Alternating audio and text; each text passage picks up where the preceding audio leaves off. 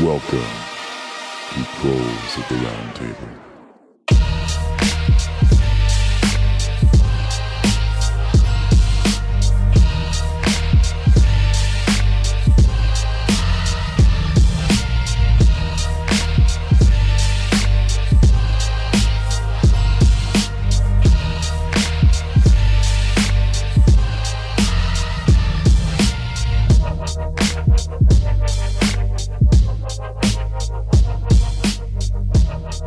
Hello, and welcome to Proles of the Round Table, where we sit down, have a few drinks, and talk Marxist history.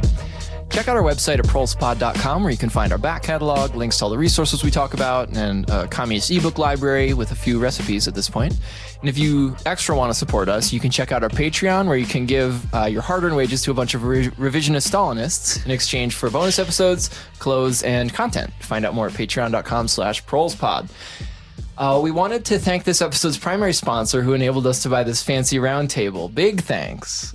Major shout out to our sponsor, the Victims of Communism Memorial Foundation. You're doing important work, guys. Yeah. They've donated so much. This is a very special episode of Proles of the Round Table. Today, we have an interview with the man, the myth, the legend, Professor Grover Furr. You all know him. He's the academic telling the truth about Stalin, the Soviet Union. No matter how bad it hurts. I feel like he needs like that boxing ring intro, you know what I mean? Like the stereotype. And in this corner, champion of Soviet history. Yeah, for this interview, we got a packed table today. Who we got?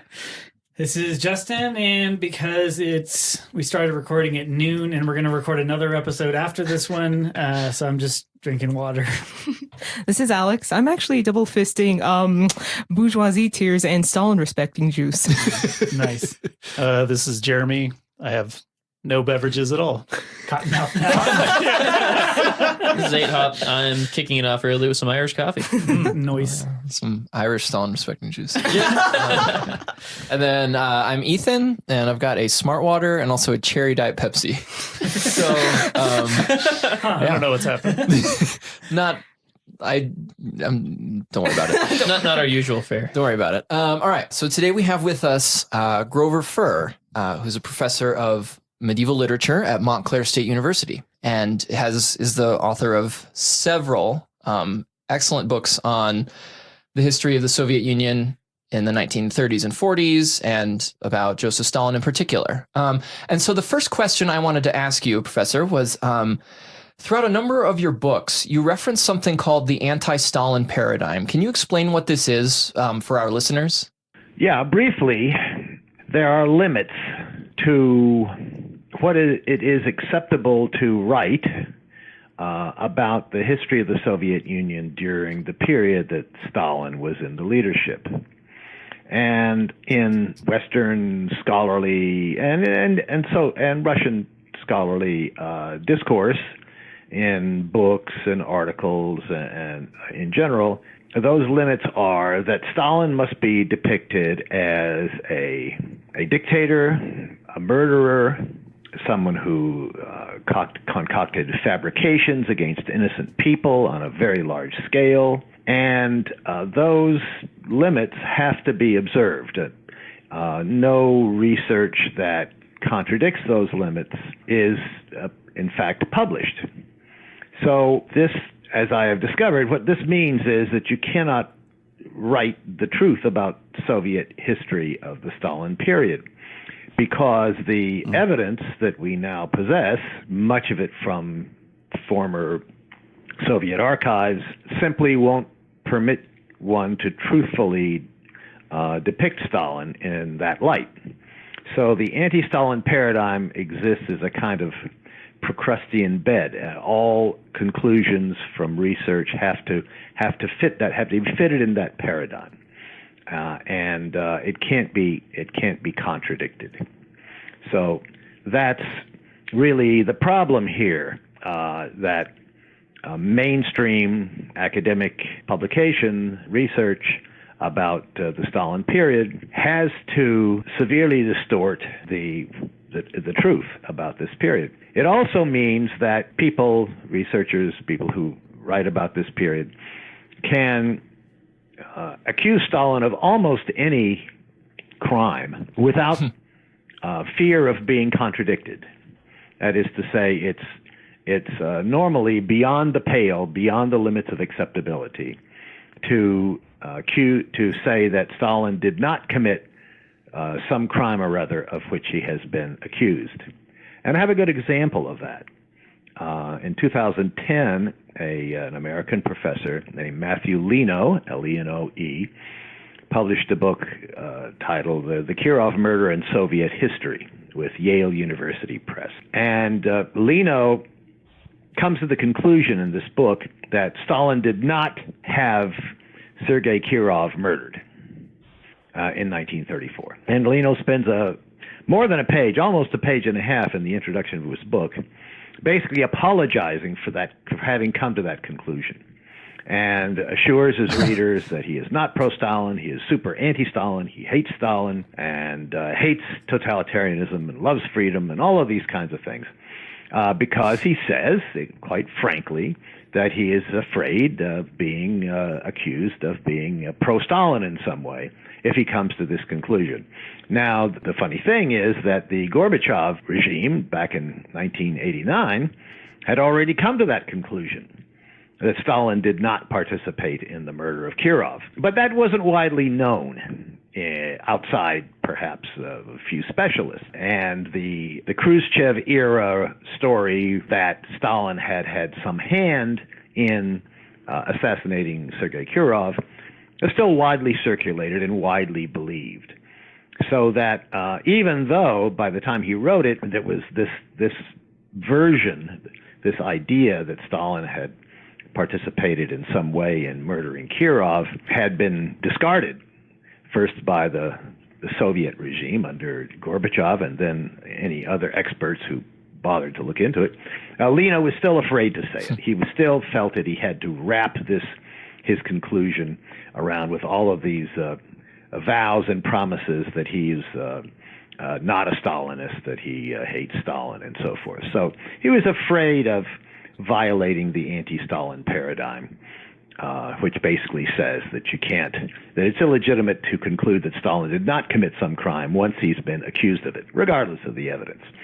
So it's a good example of what I mean by the anti-Stalin paradigm. By the way, the story that Stalin had something to do with Kirov's murder goes back to Trotsky, as many of the anti-Stalin falsehoods about the Soviet history in the 1930s do. Even Khrushchev appears to have taken a number of the lies and falsifications that he spread around about Stalin from Trotsky. Yeah, and I think we'll get to that a little bit later. Sure. Yeah, and I guess so. In reading the most recent book here, Waiting for the Truth. Yes. There's quite a few references to fabrications and lies made by Kotkin. In the light of that anti-Stalin paradigm, because of the kind of the overarching bourgeois ideology, which then filters down into the institution, how much agency do you feel like these writers have? Like they're sort of boxed into this. So I guess, to what degree is it on them to tell the truth, and to what degree is it on the institution and the ideology which sort of pressures them to do that? Well, I don't know what's inside anybody's head. Sure. You can't tell that. But Kotkin is a good example. Volume 1 of his biography, which certainly has some problems, but Volume 1 of his biography of Stalin, his projected 3-volume biography, I would say is, in most respects, pretty good. Yeah. He seems to be making some attempt, I say considerable attempt, to actually get at the truth. Certainly, much more so than other English language biographies of Stalin that go up to that period, that go up to, say, 1928. And I could give some examples, but we're not really talking about Volume 1. But Volume 1 shows, and so do some of Kotkin's other works of research, show that he's perfectly capable of writing reasonably good history, given the fact that, of course, he's strongly anti-communist. But he's capable of being objective when he puts his mind to it. As volume 2 is, it's almost like Dr. Jekyll and Mr. Hyde, or the night versus the day. I mean, it is. I was curious to see what volume 2 would be like, and almost nothing he says in there is true. I'm careful not to use the word lie because it's impossible to estimate how much conscious intent to deceive there is, and how much a historian like Kotkin is blinded by his own biases. Right. It's hard to say, so I prefer to stay away from that issue. But I mean, as I show in that book, the extent of the falsification of historical truth and the extent of misuse of evidence in Kotkin's Volume 2 is enormous. It's very striking that a very famous historian could do something like that. And it's impossible for me, for one, to believe that he's entirely unconscious that he's doing this, that he's so blinded by his biases that he just can't read any of the evidence straight. I mean, the evidence of Volume 1 and some of his other research is to the contrary of that. So it's really a very striking demonstration of the anti-Stalin paradigm. Presumably, he thinks that that's the only thing that is acceptable, that he himself, no matter how famous, no matter what his stature is, what his reputation is, and so forth, that he himself simply could not buck the trend. He could not challenge, much less overturn this what I call the anti-Stalin paradigm, these limits to what it is legitimate, it is possible to say about Stalin. I assume he just felt that it would be easier to just go along with it. Yeah. Following up on that, it seems to me like some of these things that are sourced or cited in his book, the pages are wrong. It says things that it doesn't. He said it says things that it doesn't say. Do you think he had? I mean, I guess you probably aren't going to speculate on that, but it almost seems like he's got like a team of researchers that just feeds him like the references that he needs to put in the book without actually reading the evidence himself, because so much of it is just so wrong. Well, this is interesting. I mean, there are a number of different kinds of works of history out there, and they're the kinds of works of history that are sort of produced by professional historians, that are read mainly by other professional historians, that are not intended for a general public, that are not intended for the mass media. They're sort of part of the publication stream that all historians read. And then there are materials like Kotkin's book, for example, which are clearly aimed not at other historians, at least certainly not at other historians of the Soviet Union of the 1930s, but at some other audience, perhaps the audience of literate book reviews like the Chicago Tribune Book Review, the New York Times Book Review, the New York Review of Books.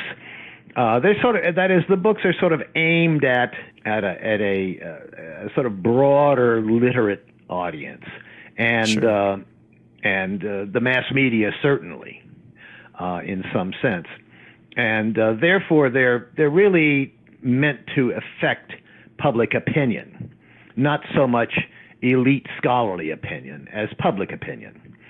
And many books on Soviet history of the Stalin period are like that, and of course many other books too. And they're, in some sense, really works of historical propaganda. That is to say, they're expounding a political line, if you want. And Kotkin's book, even though it's 900 pages long, I don't know who he thinks is going to read this thing. But really. But I think that maybe he thinks that people will dip into it. They'll read this chapter or that chapter, or, look in the index and read on a couple of different topics. But it's clearly that book is intended for people who are not going to know the sources that he cites, and are certainly never going to check to see if the sources he cites actually support the conclusions that he draws or the fact claims that he makes. Clearly, he's not aiming for people who could do that if they wanted to do it. Right. And some people, of course, in the scholarly community could do that. So he's aiming at a different kind of audience. So he's aiming at to reinforce this view that Stalin is kind of some sort of logical production of the communist movement, and therefore the communist movement sort of ends up being something like the fascist movement, and Stalin ends up being something like Hitler, this kind of thing. He's certainly not writing to discover anything new. In fact, most of his sources, he does have some primary sources, which he misuses terribly, uses in a fraudulent way, but most of his sources are secondary sources. And secondary sources aren't evidence. The fact that that scholar A says something that's quoted by scholar B that's not evidence. It's not evidence when somebody else agrees with you. That's not evidence that what you're saying is true. And so an awful lot of his references in that book are to secondary sources. But many of them also are to primary sources, and I've paid a special attention to those.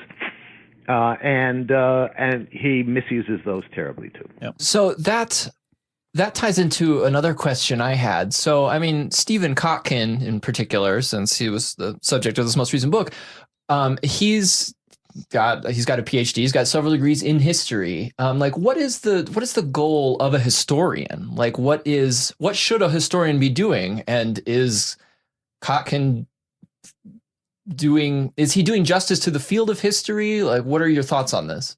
There are good things coming out of Soviet historiography. The problem is that they have to be put into this framework so that, a historian like Wendy Goldman, for example, can write good history about the primary sources that she writes about, about women or about labor in the 1930s. And that's great, and some other historians do the same kind of thing. But when they frame it for publication, they put it into this anti-Stalin paradigm, so that if it looks like Stalin, if it looks like something positive is going on, well, but if they put it in a paradigm that makes it say, well, but it's not really positive, it's not really good. It has to be viewed as part of some sort of nefarious calculation, and so the good research has to be carefully framed in this sort of negative framework, which I call the anti-Stalin paradigm. And historians who don't do that have a lot of trouble. A good example of that is Mark Tauger, whom I cite in lots of my different works, because he is, from my view, the best historian of Soviet agriculture, and of course the famines, Russian famines and Soviet famines. I think he's the best one in the world and the most careful one. And he has had a lot of trouble because he comes to conclusions that contradict the main thrust of what I call the anti-Stalin paradigm. He actually says that the collectivization was very beneficial, and that the famines of the 20s and 30s, and particularly the big famine in 32-33, was not at all caused by Soviet policies, and in fact Soviet policies helped to overcome it. So that putting collectivization and the famines in that framework, even though he can support it with tons of evidence, primary source evidence, is just unacceptable. And so his work is slighted. I wouldn't say completely ignored, but some people lie about it. It's often just simply overlooked. Kotkin treats it in a kind of interesting way. He buries it in the footnotes. Yeah. There are 5,295 footnotes, something like that, in that book. His discussion of Tauger is buried in the footnotes, which few people are going to read. They're even hard to see. They're in such tiny print. And in the text of his book, he entirely ignores Tauger's research and that whole interpretation that says that the famines were not deliberately caused, that they were natural occurrence, and that Soviet policies helped the peasants to overcome this famine. So Kotkin certainly made a conscious decision to do that. He decided he's not going to simply ignore what Tauger wrote. He's going to bury it in the footnotes where almost nobody will notice it. I mean, I noticed it, but I was looking for it. And he charges ahead with this interpretation of of collectivization and the famine, which is entirely unsupported by any evidence. There you go. There was the famine, and I think the Spanish Civil War were sort of the two periods written about in Kotkin's book where there seemed to be the most times where Kotkin contradicted himself. Like he would say one thing in the body of the work, and then something totally different would come up in the footnotes. He does that. He does that throughout. There's lots of examples of that. Yeah. Lots of it. He has absolutely no evidence that the defendants in the Moscow trials, the Moscow show trials of 36, 37, and 38, he has no evidence that any of these people were innocent. There's tons of evidence that they weren't innocent. He just ignores all of that. It just says that they were all framed. And why did they confess? Well, they were tortured. And he makes that up. There's absolutely no evidence. Well, I go into that in the book. But there's absolutely no evidence for any of that. And, of course, that's over and above the fact that that simply because somebody's tortured doesn't mean that he's lying, right? I mean, that doesn't really solve anything if you think about it. But, in fact, there is no evidence that any of these people who were tortured. And Stephen Cohen, who is a well-known historian of the Soviet Union of this period, who wrote the famous biography of Nikolai Bukharin, wrote some years ago that it was clear that Bukharin was not tortured. But nobody ever cites that article, right, because that's not convenient to say that. So they just sort of ignore that and go blithely on ahead as though all of these people were tortured. If you read, who's going to do that? If you read the 800-page transcript of the 1938 trial, you'll see that Bukharin spent almost all of his time under testimony denying various charges made against him. Now, he, of course, does admit at the trial to some very serious crimes, but he is very concerned to deny certain other crimes that the prosecution is trying to accuse him of and trying to get him to admit to. He not only would he not do that if he were being tortured, and Cohen says he wasn't tortured, but he wouldn't do that if his family were threatened either. Okay, right. So that this business of where they were really threatening their families, not only themselves, and that's why they confessed. Well, that just doesn't wash. There's no, it won't work. But he just says it anyway, because who's going to really look into this? Is he really writing for other experts on Soviet history? Is he writing for me? No, he's not. He's writing for some broader audience, people who will review this book for the New York Review of Books or something like that, students who will quote it in their papers. It'll go in to reinforce all of the anti-Stalin lies, all of the anti-Soviet lies that constitute this anti-Stalin paradigm. And I've been reminded of this in recent days by reading a couple of the articles in the newsletter put out by an organization called Fairness and Accuracy in Reporting, who have pointed out the astounding number of lies in the mainstream press, including publications like the New York Times, about what's going on in Venezuela. So this business of imposing a completely false framework on historical events, even on current events, it isn't limited to the field of Soviet studies. It's particularly glaring in the field of Soviet studies, but it's not limited. I mean, it's the sort of thing that goes on in one way or another in many fields all the time, and right now about Venezuela to an almost astounding extent. So, Professor Furr, in your book, you talk a lot about how you are very thorough in looking at primary sources that are in Russian and looking at its translations. And we find that there are a lot of subtleties in language which don't translate quite well. And I'm wondering, how often do you see that misuse of language being perpetrated on an anti-Stalin paradigm?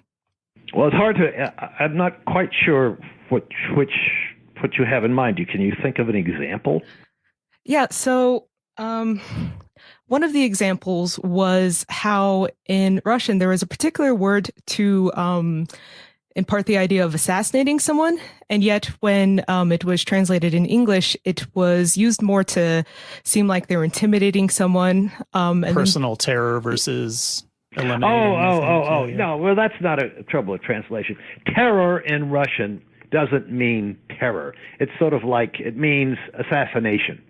Mm-hmm. Okay, so if you use individual terror, it doesn't mean to frighten somebody, right? In English, it means you're going to fight. Individual terror means I'm going to go out there and scare somebody to death, right? I'm really going to frighten them.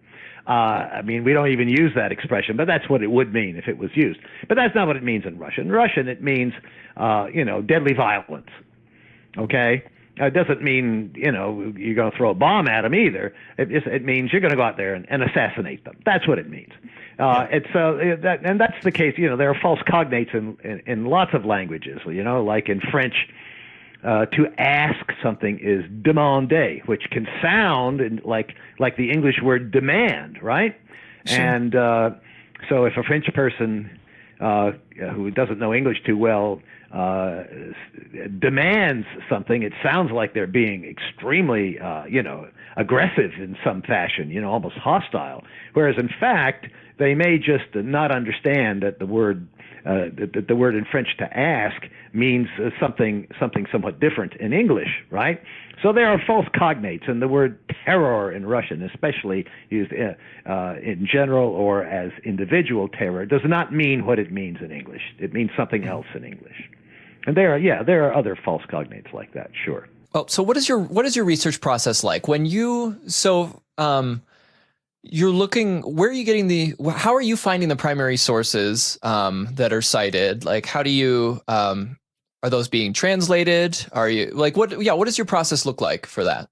Well, I'm not quite sure exactly what you mean. I've been doing this for a long time, of course, so I know a lot about the primary sources of the politics, economics, particularly the politics of the Soviet 1930s. And so when I got Kotkin's book and started to read it, I realized that I have lots of the collections of documents that he refers to. I possess them. Okay? I bought them over the years, starting, years ago, almost 20 years ago now. I've been trying to collect documents, collections of documents, usually in volumes or sometimes in articles, of primary sources about the Soviet history of the 1930s. So in many, many cases, I knew I had these documents. I could go back and reread them and check them. Or in other cases, I knew how to obtain them through interlibrary loan or for looking around on the internet. Now, as for my method, nothing very difficult to understand. Years ago, when I first started this process of studying the documents which were beginning to come out of former Soviet archives, for some reason or other, it occurred to me to go back and read Nikita Khrushchev's famous speech at the 20th Party Congress in 1956, which is in English is called the Secret Speech. Okay, so you know what I'm talking about, right? This is the speech that shook. This is the speech that shook the world. Okay, so I went back and read it. I hadn't read it in many years, and then I went back and read it in Russian, and I guess I had never read it in Russian at all before, but I read it. Okay, because something rang a bell in my mind as I was reading some of these documents that were coming out of the Soviet archives. And I said, I think that Khrushchev said something different. So it occurred to me that I could probably write a neat little article and get it published somewhere, pointing out that, here are a couple of places in Khrushchev's speech where he was wrong. You might even say where he was lying, because now we have the evidence. So I started to do that. And one thing led to another. And I ended up going through that speech very carefully and picking out, I think it was 61 accusations that Khrushchev made against Stalin or Beria. He made some against Beria, too. And then eventually I decided to systematically go and study each of these accusations that Khrushchev made. And I found out that, with one exception, which I couldn't decide one way or the other, they were all wrong. None of them were true. And then the question arose, I think some friend of mine suggested it, well, but maybe this wasn't deliberate. Maybe Khrushchev was just misinformed. So you really need to go and examine all of these false statements again and sort of categorize them. Are there any that you could really prove that Khrushchev was deliberately lying? And so I went back and did that, and I figured that I think there was something like 40 I could make a very good case that Khrushchev was deliberately lying. That is, he was contradicting himself or something along those lines. So then I was faced with a problem, because I no longer had an article, now I had a book. And in the introduction to that book, which eventually I published under the title Khrushchev Lied, in the introduction I said, I've got a problem here. I'm going to paraphrase what I wrote. Sure. I don't remember the exact words, but you can go look it up. I said, I got a problem here. Nobody's going to believe this. I mean, it's just not, because this is the most famous, this speech went around the world. This is a very famous speech. It caused a tremendous impact in the world communist movement and also in the world anti-communist movement. It was very, very influential. And I'm going to come out. Who the hell are you, Grover Furr, to come out and say that this is a lie? This sort of kind of turns Soviet history on its head. It's going to be much easier for people, much less threatening, much less disturbing for people to say, oh, well, this is just Grover Furr. Who the hell is he? And, why should we pay any attention to what he says? It's just going to be easy to ignore. It'll just be ignored. And so I have to put in all of this extra evidence and make the book harder to read, because there's all of this extra documentation and evidence. But I've had a feeling that even that wasn't going to do it. And sure enough, no one has ever contradicted even a single statement I made in that book, Khrushchev Lied. No one denies that Khrushchev lied. They just ignore it. Right. The whole field of Soviet history just ignores it. It completely ignored. It's not like people don't know about it. It's been out there long enough, and I know enough people here and there in the field of Soviet studies. People know that that's out there, but they never refer to it. It's not just that they don't refer to my book.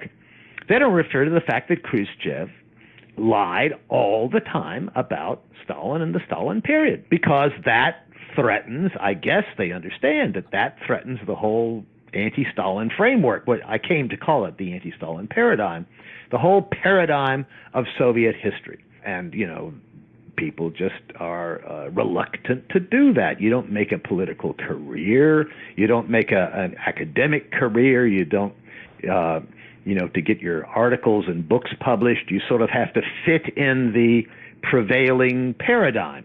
And that doesn't fit. So if you write stuff like that, you're taking the risk that you won't get published, and that means you won't have a job, and you won't be praised by your friends and by your colleagues, and why go there? So it's just ignored. So you have this completely false version of Soviet history of the 1930s, which is almost universally accepted as true. It's really astounding. Yeah. So if you don't mind, if we could move on to maybe a few topics that are in the book. Sure. Obviously, we can't get to them all, but I would like to address some of them. Sure. We are definitely the most pro-Stalin podcast out there. But even still, I imagine that a majority of our listeners have not read any of your books. So sure. I'd like to kind of Move address along. some of these topics. Sure. Yeah. All right. So the Moscow trials, which you have written about extensively. In fact, you made a a shorter, really easy to read book called Moscow Trials as Evidence, which I would encourage everyone to read because it's fantastic. But in it, you just referenced it earlier. You talked about Bukharin, who was eventually sentenced. Yeah. Now, the dominant narrative, of course, is that Stalin wanted to kill or eliminate all of his political opponents, and that's why he had Bukharin, arrested under false charges, blah, blah, blah. But that is not exactly true. So can you talk about what Stalin actually wanted for Bukharin before his sentencing? I don't know. I mean, Stalin and Bukharin had, at least Stalin thought that they had pretty good relations. And Bukharin's a real snake. I mean, he's portrayed as this great guy, in mainstream Soviet historiography, which follows this anti-Stalin paradigm. Bukharin is treated as this great guy, but in fact, he was a devious conspirator. He was plotting as early as the late 1920s to assassinate Stalin, and this is, long before collectivization or any of that stuff, any of the sort of controversial stuff was going on. He declared his innocence over and over again until he decided, I guess, that he couldn't declare it anymore, and then he reversed himself. Basically, you couldn't believe a word the guy said. Also, he had the chance, I point this out in a couple of my books, Bukharin knew that Yezhov was also a conspirator. Yezhov, for those of you out there who are not familiar with the name, became the head, the commissar of the internal affairs, which means also the police.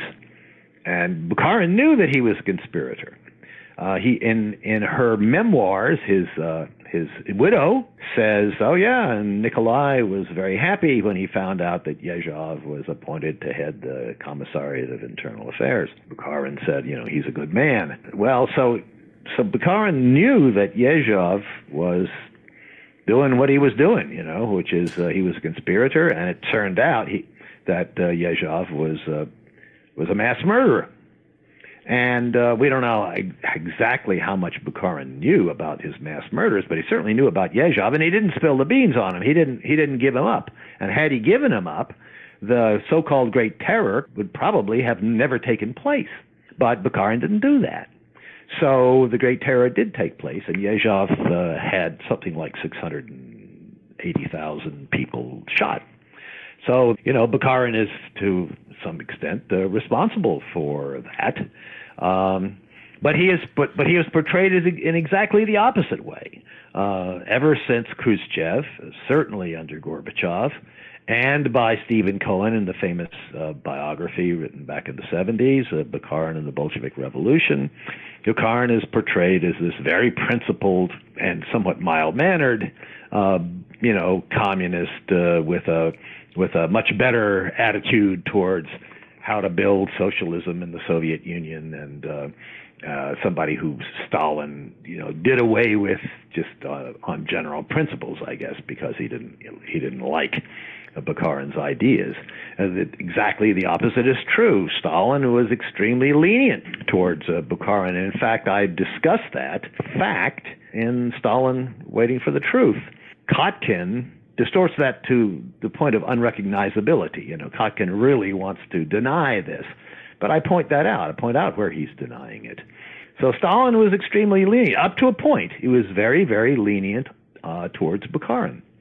But after a certain point, then Bukharin's crimes simply couldn't be tolerated any longer. So, that's the situation with the Moscow trials. Are normally simply dismissed, and therefore I think people don't read these documents. But there's no grounds to dismiss them as frame-ups. Right. Yeah, and I've read 5 of your books, and the research with the Moscow trials is amazing. Again, I heavily encourage everybody to read those. But so moving into a similar scenario, you were talking about Yezhov. So one of the documents that is cited heavily by anti-communist scholars is Frenovsky's statement. And but this statement is actually an admission of guilt among him and Yezhov, but they will quote it in pieces. So why is that document quoted so often but never fully?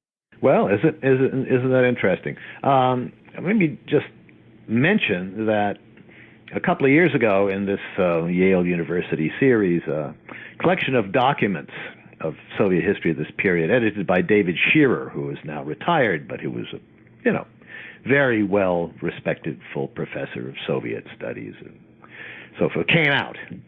And this collection of documents has in its table of contents Frenovsky's statement to Yezhov of sometime in April 1939.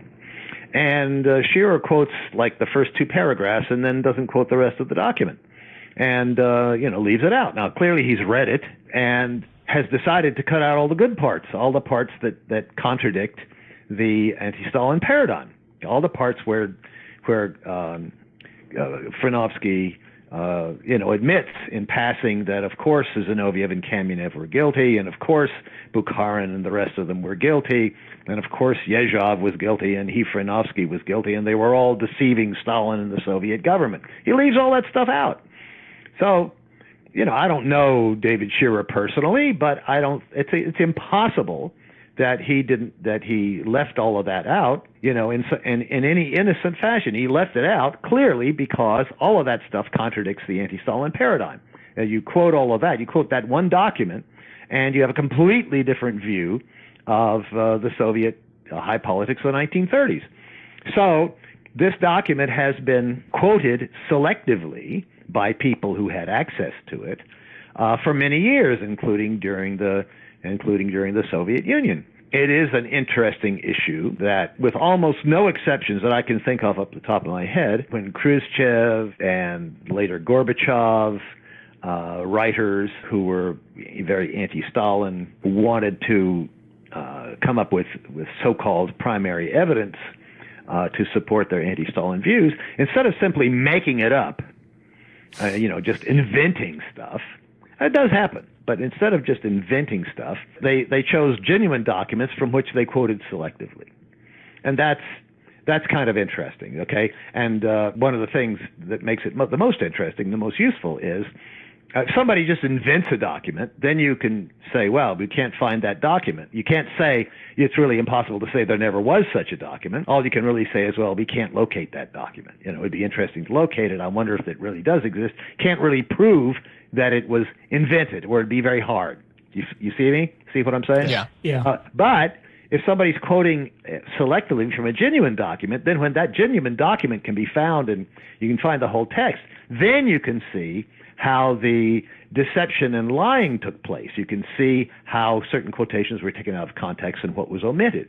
And that's generally what goes on.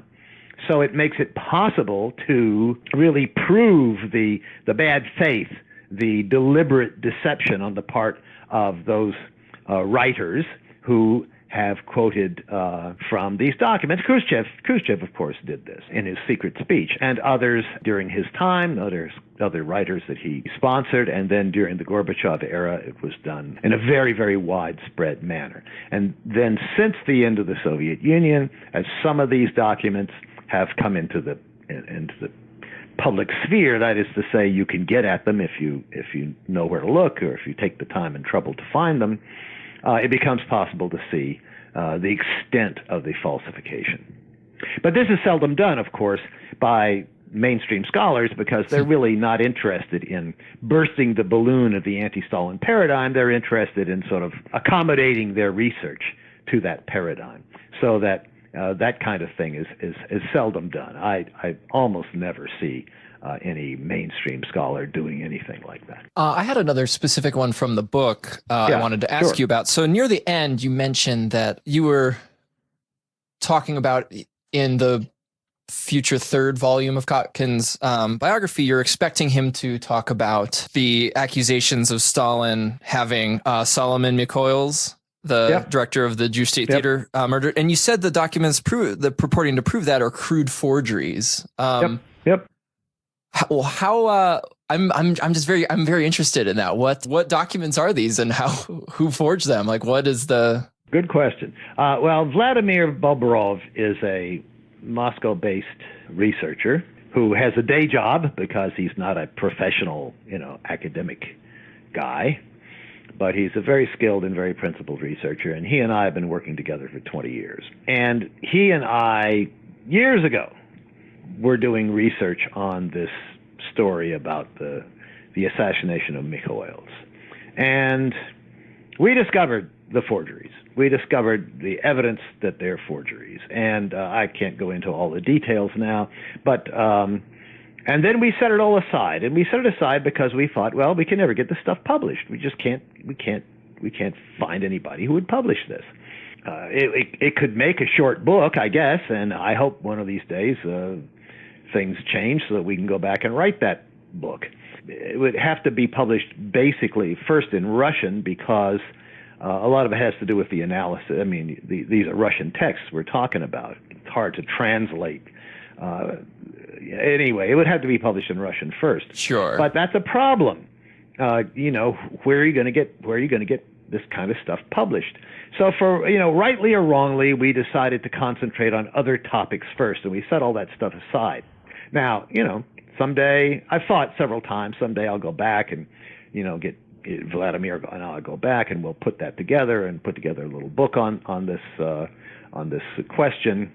I guess I found it somewhat less pressing to do that when Joris Medvedev, they're these two brothers. They're both very, very old now, but they were Soviet dissidents from the Khrushchev period on, or from the Brezhnev period on.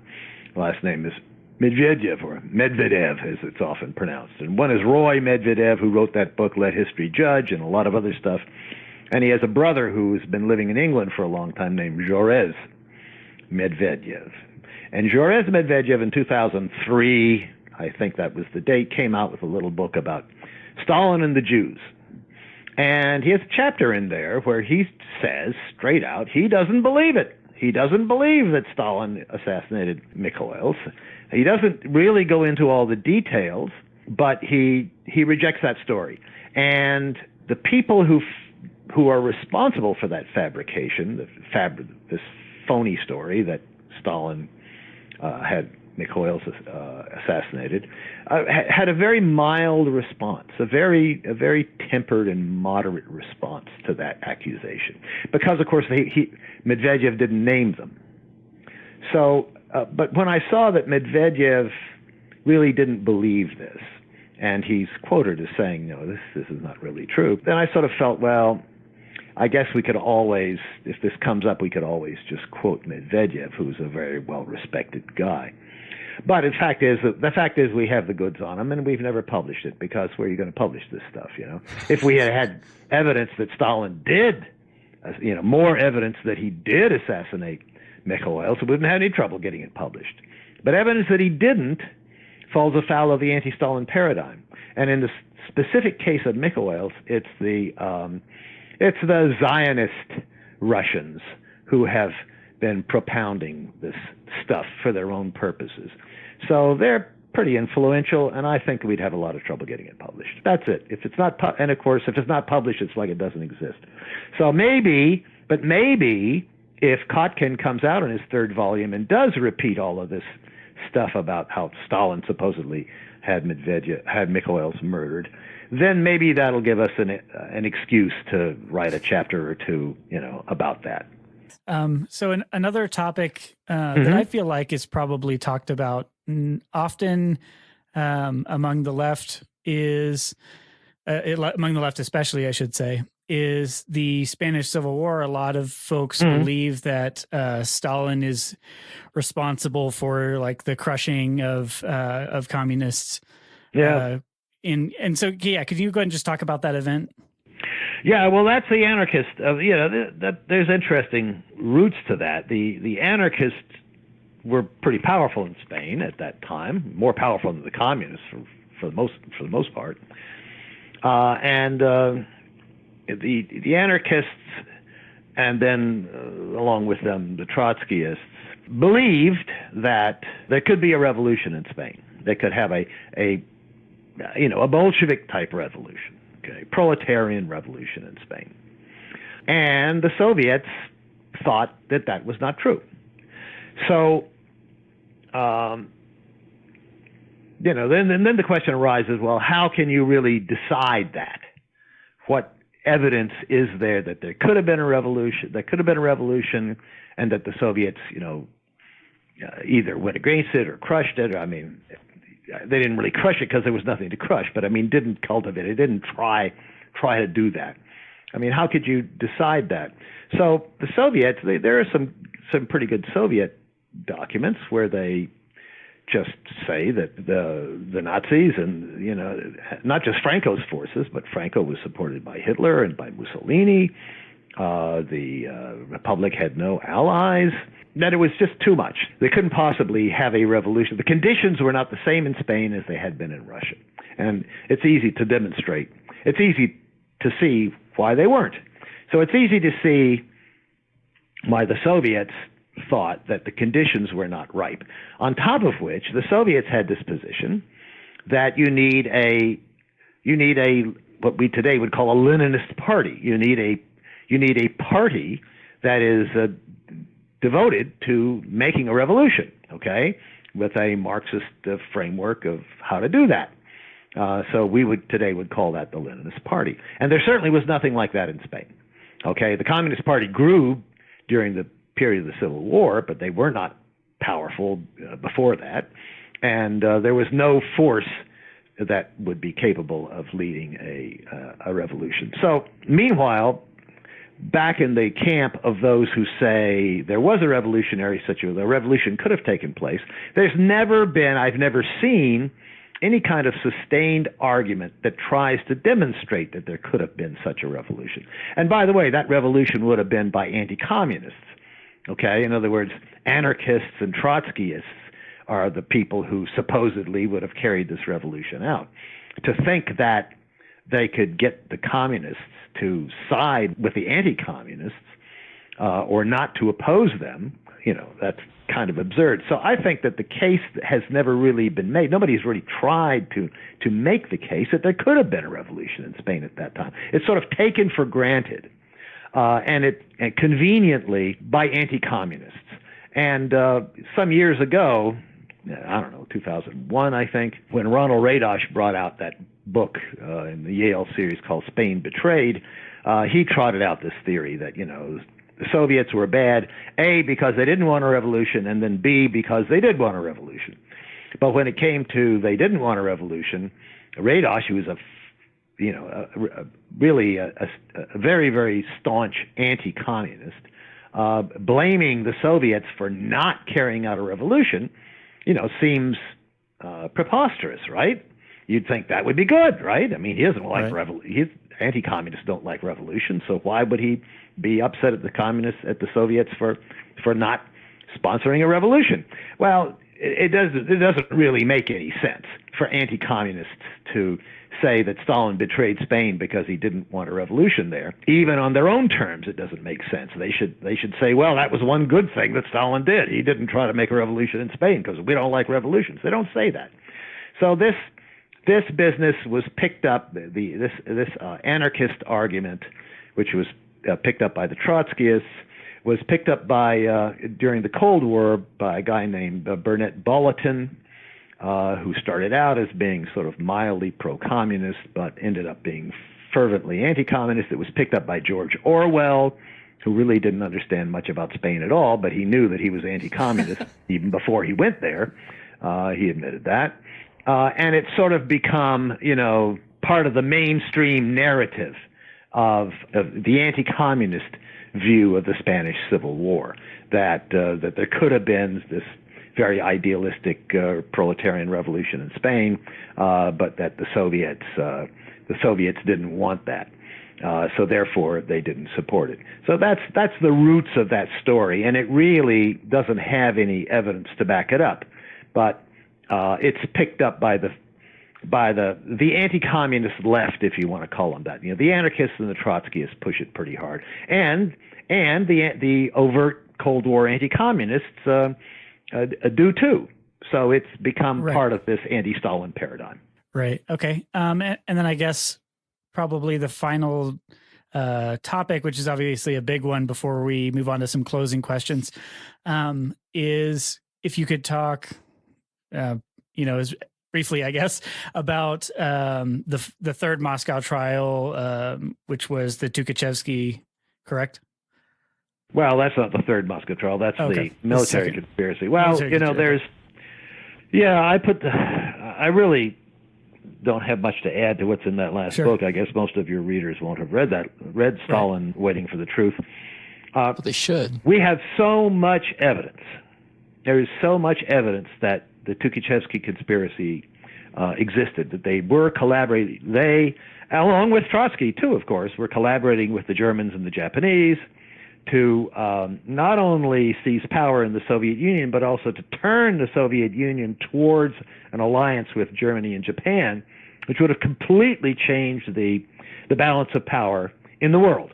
Yes. There's so much evidence that my colleague Vladimir in Moscow and I have been worrying for the last couple of years how we could ever put it into one book. And then a year ago this month sometime, the transcript of the trial of Tukhachevsky and the other 7 generals, just held on June 11th, 1937, was actually declassified and put online in a couple of Russian web pages. And that just provides that much more evidence. So I think that the denial here, as with lots of these other cases, is that, first of all, Tukhachevsky was completely vindicated by Khrushchev and company, so he's considered a national hero. And this guy was collaborating with the Nazis to overthrow the country, to overthrow the government, and to side with the Nazis. And also, it would almost by itself destroy the anti-Stalin paradigm. And think about how we would think of World War II differently, how we would think of world history differently if we realized that it was Stalin and company who stopped this conspiracy from taking over the Soviet Union, siding with the Nazis, giving Japan the petroleum resources that it would need for an extended war in Asia, including against the United States, giving the tremendous natural and human resources of the Soviet Union over to the fascist powers, Germany, led by Hitler. How European history, how world history, how World War II would have been entirely different had Tukhachevsky and company not been stopped. And it was Stalin who stopped it. So to recognize that this conspiracy really existed would be almost like putting a crown on Stalin's head and saying, hey, Stalin saved all of us. Now, how is Western historiography, how are the anti-communists going to do that? They're just not going to do that. So they just have to deny it. No matter how much evidence we have, they're always going to deny it. Right. I'm just going to call you a dirty Stalinist and move on. Yeah. Yeah, well, I get called that all the time. So do we. Yeah, well, here's the story. I don't know about you guys because I don't know you, but I reject the term Stalinist.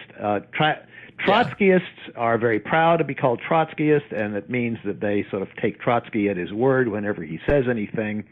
He's the fount of all knowledge, and they have this real cult around Trotsky. I don't have a cult around Stalin. I'm looking for the truth. That's why I named that book. And I say this in all the book, Stalin Waiting for the Truth. I'm interested in the truth. Anti-communists say, oh, Furr is an apologist for Stalin. No, I'm not an apologist for Stalin. I want to find out the truth, and if there are any crimes that Stalin committed, I'd like to find them. And I dig around the evidence and I look, but I haven't found any yet. So that's not the attitude that the Trotskyists take towards Trotsky. There's lots of lies that Trotsky committed that they don't admit. And there's lots of horrible things that he did, like collaborate with the Nazis, that they don't admit. But I'm not a Stalinist, and I'm not an apologist. I mean, you don't apologize unless you have something to apologize for. I'm looking for the truth. And it just so happens that the truth is unpalatable to anti-communists and Trotskyists. And as a result, our whole understanding of the history of the 20th century is very inaccurate in important ways. Yeah. And so you're writing a 3-part series. 2 of the books have already come out about Trotsky's amalgams. Yeah. They are good. They're phenomenal. But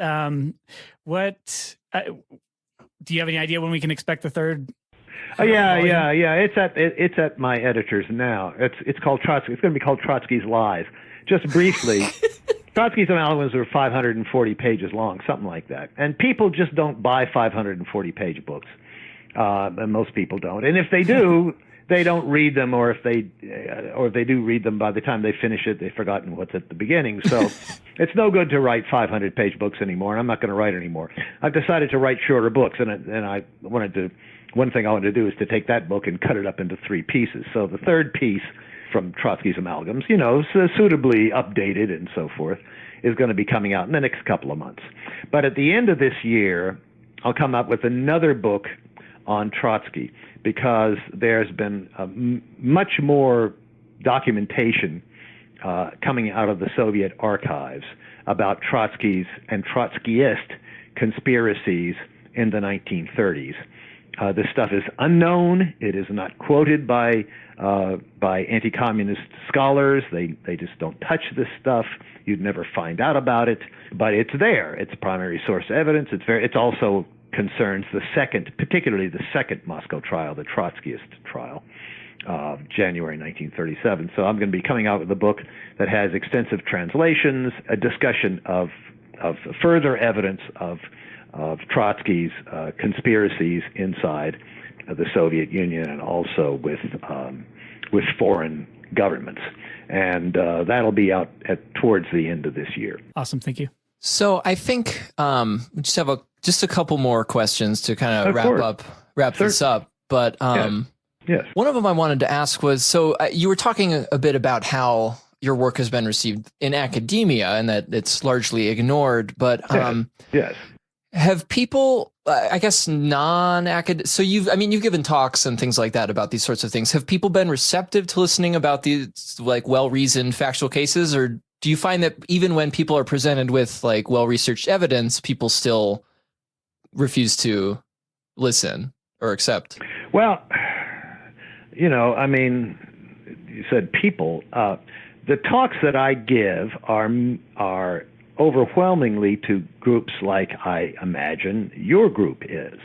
Sure. That is, people who have already decided that they are open to the possibility that the anti-Stalin paradigm is inaccurate. Okay, there are many people who are not open to that possibility. Yeah, but there are groups of people, and more of them, I think, abroad, more outside the United States than inside the United States. So those are the people who invite me to give talks. I wrote a book, published a book last year, and updated it, in a minor way last month, on the Katyn massacre. Do you know what I'm referring to? Yes. Yeah. Okay. So over a number of years, I did an awful lot of work on the Katyn massacre, and I was completely open to the possibility that the Soviets were guilty.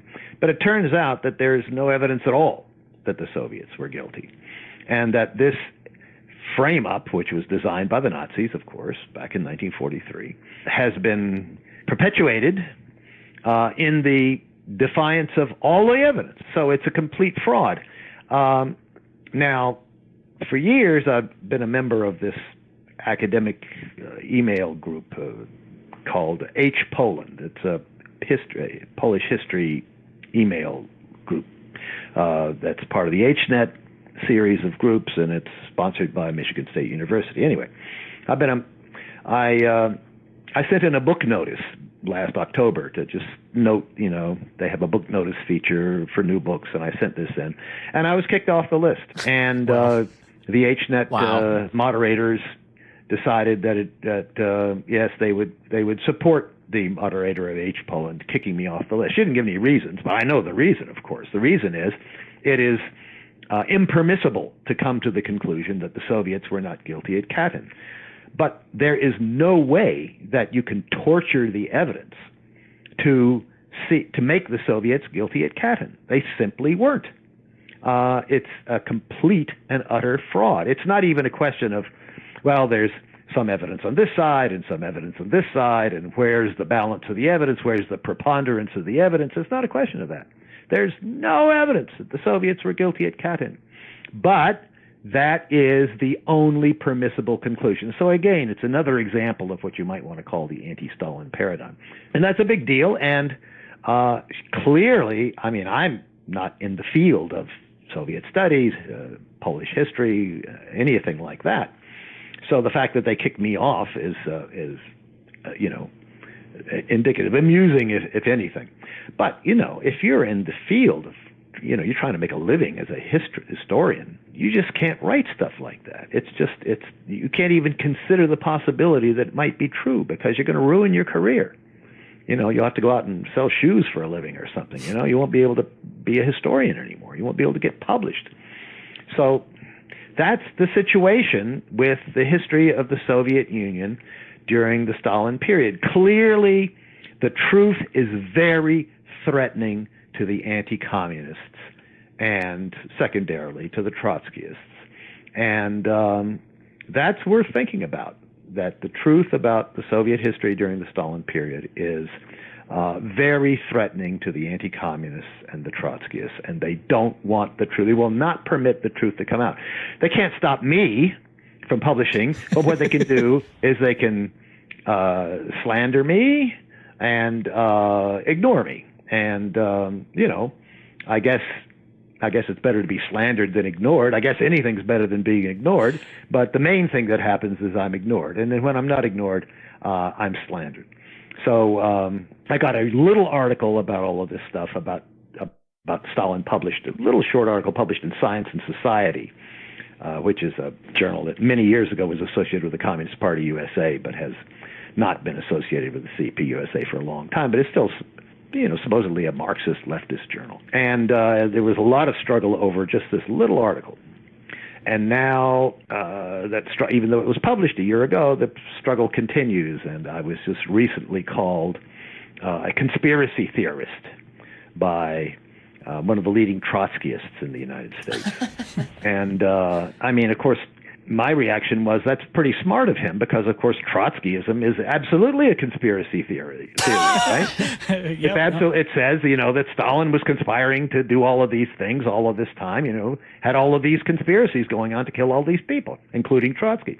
So, if you're a champion of a well-known conspiracy theory, then the best thing you can do is to accuse your opponents of being conspiracy theorists. So that's what he's doing. It's projection. So the extent of denial of the truth about Soviet history of the 1930s is hard for anyone hard for anyone to believe until they really dig in and start to look at the evidence. Astounding. And of course, it distorts the entire history, not just of Soviet Union, World War II. The entire history of the 20th century is distorted by this.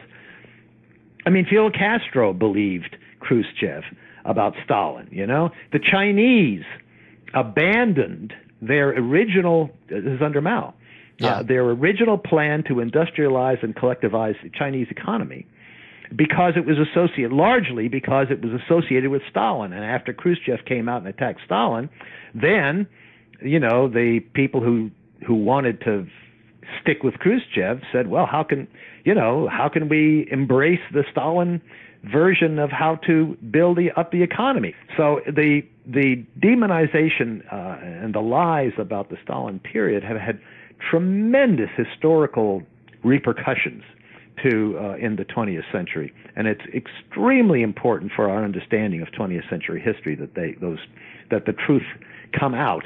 And there's a tremendous amount of resistance to recognizing that truth. Absolutely. No. Thank you. Thank you so much for talking to us. I know that we're trying to, in our small way, spread some of the research you've done, and because we definitely agree with the impact there. What would you say? What's the best way for people to get your books? Which way do you prefer people to get your books? Well, I mean, there are three ways. Okay, you can email me. You can email or contact my little left-wing publishers, which is Erythros Press or Red Star Publishers, depending on which books you're talking about. Or you can go to Amazon, which lists all of them. So there's lots of different ways to do it, right? sure, these are the ways that people can do it, and I encourage everybody to do it. I don't think there's a preferred way. I guess my publishers would like you to contact them. Okay. Because Amazon takes a cut. They take whatever your price of your book is. If you sell a book through Amazon, they take $6. Okay, they just knock it. They take $6. So if you're charging $25 for a book, it's really $19 because Amazon takes $6. So if you buy it from the publishers, then that's not the case. So the publishers get a little money. I don't get any money at all. That's okay. I mean, I'm not looking to make any money. I was just conversing today with a very fine gentleman in Paris who translates my books into French. 3 or 4 of them have been published in French, and there's a bunch more that are going to appear at the rate of about 1 a year. They've got to make a little money. The publisher's got to make a little money. They've got it. They have to live, and they have to cover their costs. So I think that's understandable. But I don't take anything. I don't take any royalties. I just want to get the word out there. So. And I want to make it attractive for publishers, especially foreign publishers, to translate and disseminate my research. So I refuse to take any kind of payment. And that means, of course, that the publishers get a little bit more. So I think if the preferred way is to contact either Erythros Press or Red Star Publishers and buy it from them. But any of those ways, will work. All right. Well, we'll definitely encourage people to buy through the publisher, but sure. Yeah. Or, anyway, yeah. Sure. I mean, the important thing is that they're getting the book and reading it. So that's right. That's the main thing. That's very important. Yes. So I think that was all of our questions. So Professor Furr, thank you so much for talking with us. Thanks very much. Thank you. Thank you so much. Thank you. We really enjoyed it. So all right. Bye-bye. Have a good day.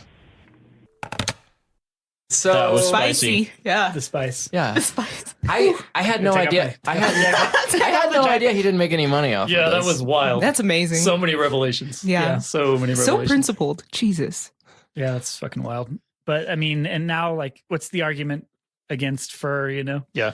If he's not doing it as like a gimmick to sell books, then What motive is there? what's the motivation? The Trotskyist conspiracies. Yeah. Awesome. I mean, let's talk about Let's talk about some of the things he said or expand on some of the topics. Well, What are y'all's thoughts? I really, really, really, really, really appreciated the fact that he was saying that these facts, quote unquote facts taken in the anti-Stalin paradigm have shifted so much of how we see history in contemporary world. And it's just insane because that really brings in the importance of taking a historical dialectical approach to all of the information you read. And he just really nicely, subtly brought that in the middle of the conversation.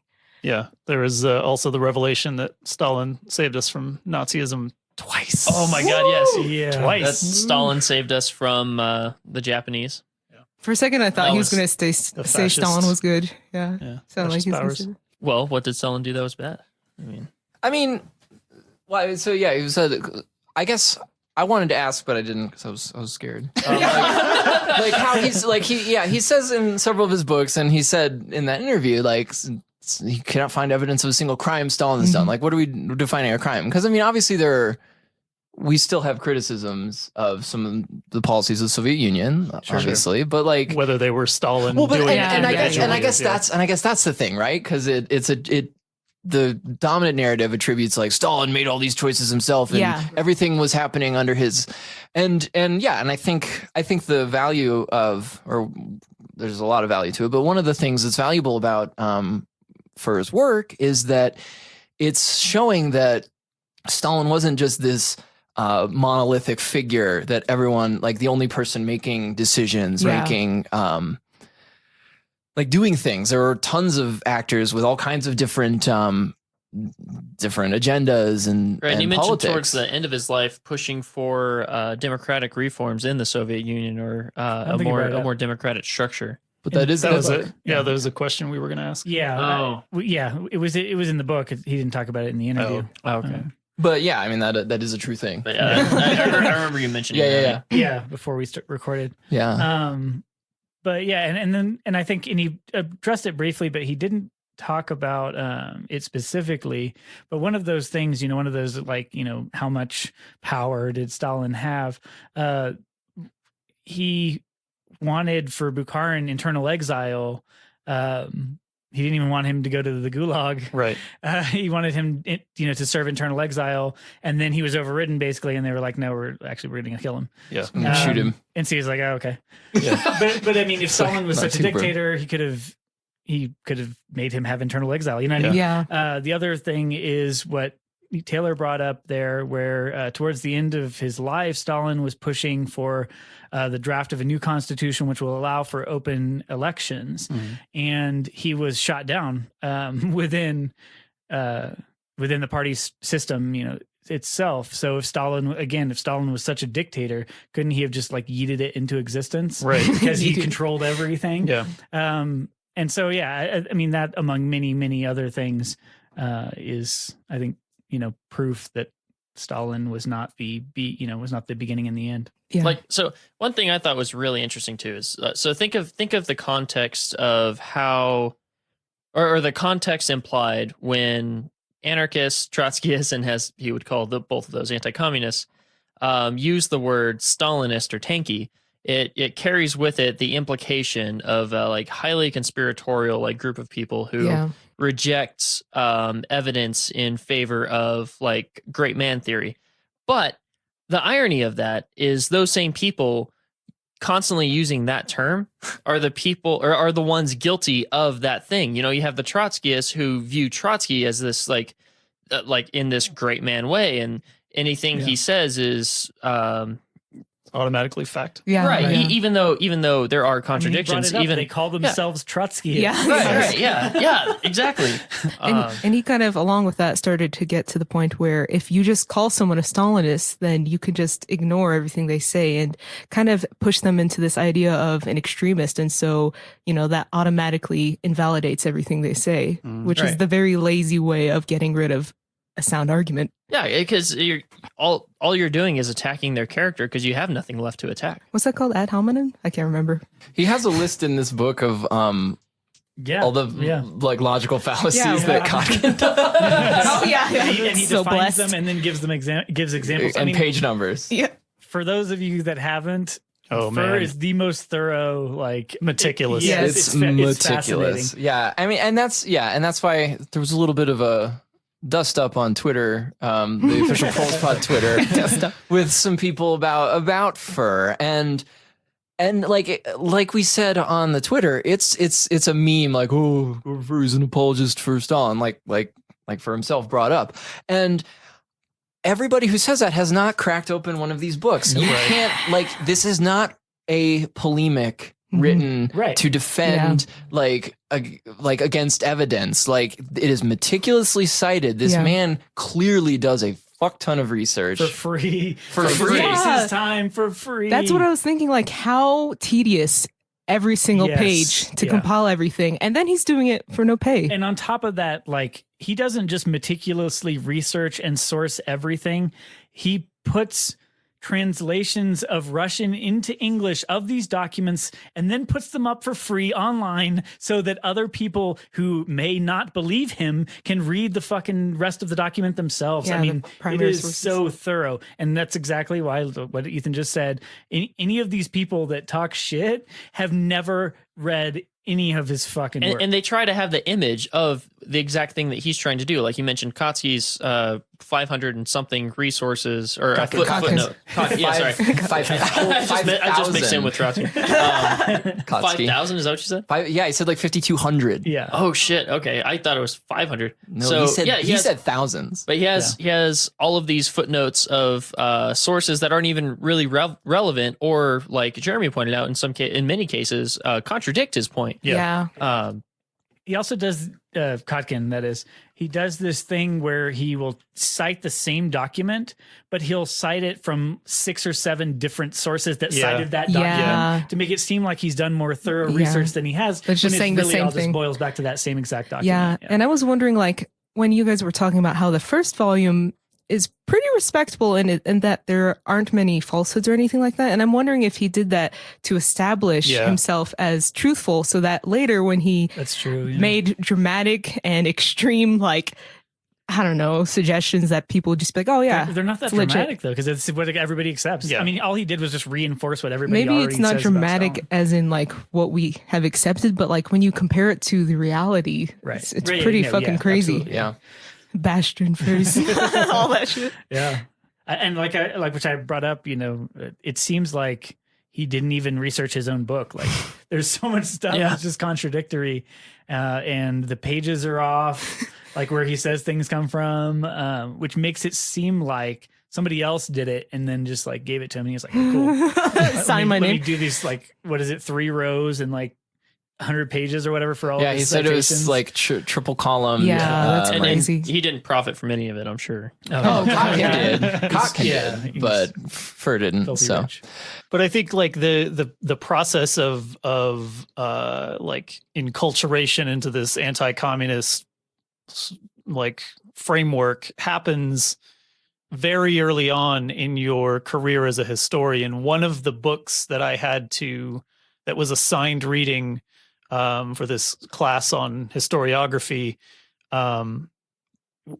teaches you how to write history. Basically, it was called The Historian's Craft.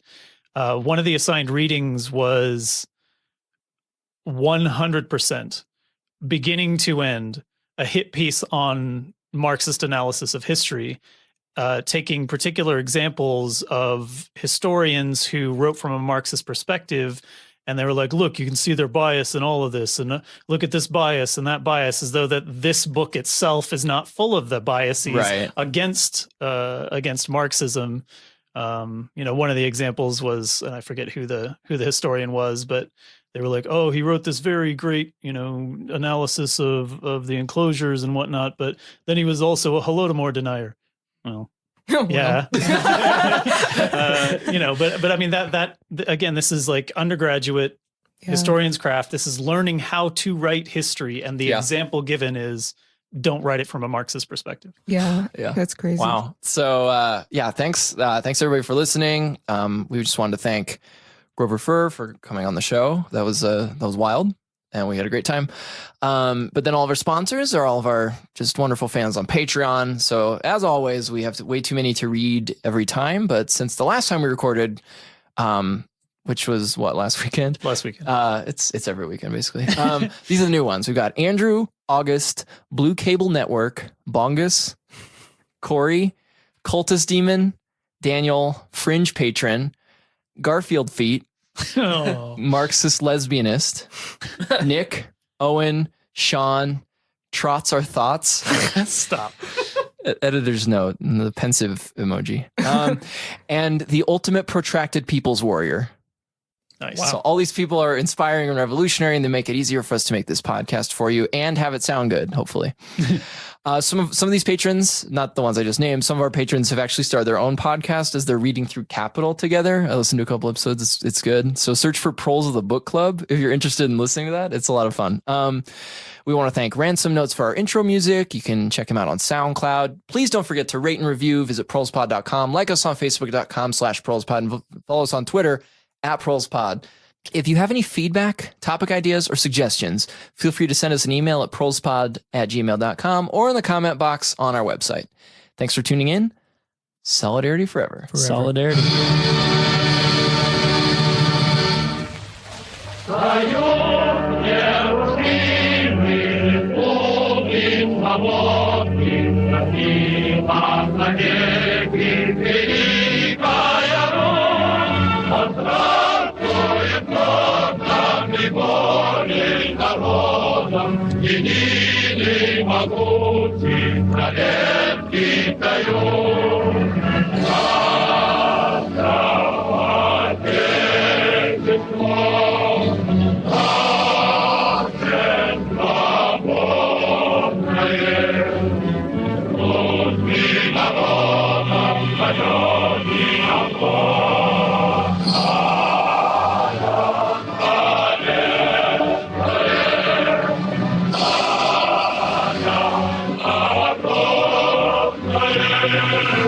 Oh, God.